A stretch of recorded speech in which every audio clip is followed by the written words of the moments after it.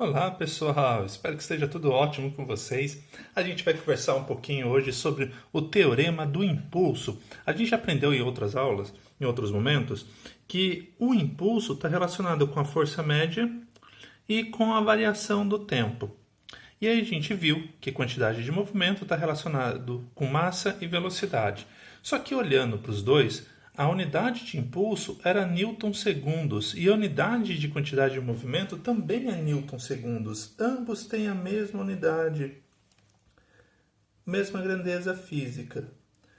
Newton segundos. Ambos são conceitos vetoriais. Aqui eu não estou colocando o símbolo de vetor, mas se você quiser ser mais rígido, você pode colocar o símbolo de vetor, né? Força aqui é vetorial, impulso é vetorial. Então deve existir alguma relação entre os dois. As unidades não são assim à toa. De onde será que vem essa relação? É isso que a gente vai ver agora. Se a gente pegasse a segunda lei de Newton, que fala que força depende da massa vezes aceleração, olha que bacana que vai acontecer. A aceleração a gente aprendeu que é a variação da velocidade, ou seja, aqui eu vou colocar velocidade final menos velocidade inicial. Isso é variação. Em vez de escrever o delta, estou escrevendo assim que vocês já vão entender. Delta t. Que o delta t eu deixei em forma de delta mesmo. Olha o que acontece se eu passo o delta t para o outro lado. Eu vou ter a seguinte expressão. Força vezes variação do tempo é igual a massa vezes velocidade final menos velocidade inicial. Se você quiser, para ficar até mais claro, olha só o que eu posso fazer. Força é variação do tempo, vezes variação do tempo é igual a massa, velocidade final, menos massa vezes velocidade inicial. Opa, aqui a gente já viu uma coisa. Força vezes variação do tempo foi o que a gente chamou de impulso. Ah, não, mas aqui é uma força média. Aqui eu falei que é uma força qualquer. Ela pode ser média, ela pode ser constante, né? Não precisa do processo estatístico. Aqui eu defini o tipo de força que é. Aqui eu generalizei. Então aqui eu só vou pegar as forças que são médias que me interessam. Então se você pegar só as forças médias que interessam, vai te dar isso. E quem que é esse cara daqui? É a quantidade de movimento final menos quantidade de movimento inicial. Então isso aqui é uma variação da quantidade de movimento. Opa, o impulso, né, pegando aqui desse cara, a gente tem então desse termo, tudo isso, que o impulso é igual à variação da quantidade de movimento.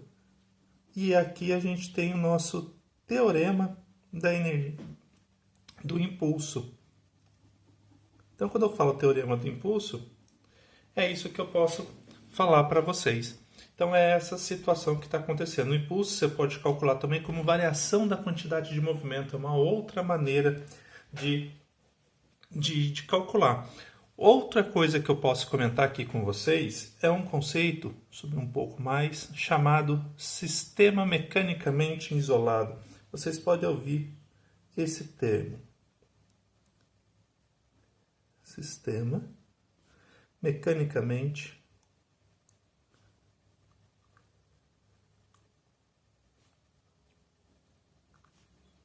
isolado. O que quer dizer isso, sistema mecanicamente isolado? Significa que não vai ter, ou se tiver forças externas, ela não vai interferir no que está acontecendo dentro do meu sistema.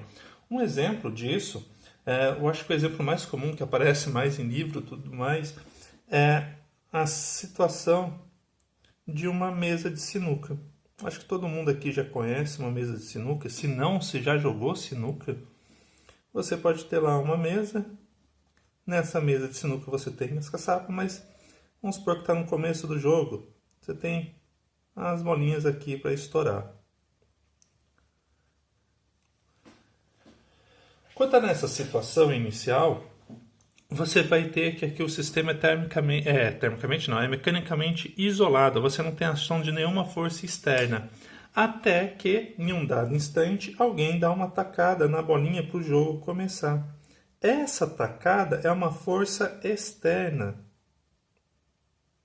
E ela vai alterar a composição do meu sistema interno. Quem que seria o sistema interno? É a própria limitação da mesa de sinuca. É uma força que está vindo de fora da mesa que vai atuar e que vai mudar totalmente a composição desse sistema. Então isso seria uma ideia de sistema mecanicamente isolado com uma situação que ele deixa de estar isolado. Então, a atacada seria a ação da força externa, é uma força que atua fora da minha mesa de sinuca e que altera totalmente a composição do que tem lá dentro.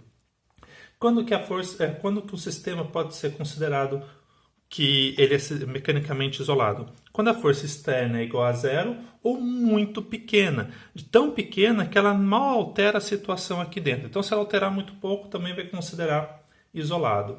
Ou então, se você somar todas as forças externas, né, vamos supor que tem duas pessoas brigando aqui, uma pessoa tenta dar uma atacada para frente e tem uma outra pessoa tentando dar atacada para trás na bolinha. Se houvesse duas, isso aqui é uma situação meio bizarra, mas se tivesse duas forças agindo nessa partícula, ela mal estivesse se movimentando, também você ia falar que seria sistema mecanicamente isolado. Então, para ser mecanicamente isolado, não precisa estar ficando alterando a composição dele. Quem vai alterar a composição dele vai ser só as forças internas mesmo. E alterar a composição, pessoal, não entenda não mudar de lugar. Às vezes vai ser muito comum a gente pegar situações de explosões. Você tem uma partícula que está parada e ela, uma bomba, por exemplo, é esse momento é que a gente acaba analisando mais bomba e ela explode. Depois, nessa composição que ela explodiu, uma parte sai em movimento para cima, outra parte, vamos supor que saiu em movimento nessa direção. Ela vai fazer esse movimento. Então, aqui no caso, é mecanicamente isolado, porque não teve nenhuma força externa. A única força que agiu aqui dentro foi uma força interna, a parte da explosão que originou essas forças, gerou pares de ação e reação. E essas forças que geraram pares de ação e reação deram movimento a essas partículas daqui. Então, existe uma força que impulsionou essa partícula, vamos chamar ela de A, e essa de B, para se movimentar. Então, no começo, teve movimento, teve força, e alterou a posição delas. Mas essas forças que agiram aqui para alterar a composição do meu sistema inicialmente, geraram pares de ação e reação. Então, necessariamente, tem que ter forças. Pode ter movimento, mas para ter esse movimento, essa força tem que ter um par de ação e reação, e cada bolinha foi por um lado. Então, eu tinha um corpo, se transformou em dois, eu mudei toda a configuração, mas eu tenho forças aí com pares de ação e reação.